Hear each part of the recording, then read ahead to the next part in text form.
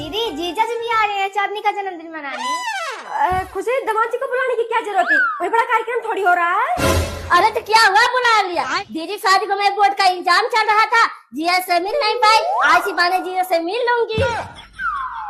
चल तो रही हो, लेकिन कोई अगर डांस वांस करने के लिए कहे तो करना मत, आजकल के लड़कों की नजर बहुत गंदी हो गई है। जी मम्मी जी।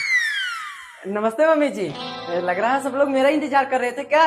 नहीं राज, आपके साली का इंतजार कर रहे हैं। जब से सुनी है आप आ रहे हैं तब से पता नहीं कितना मेकअप कर रही हैं।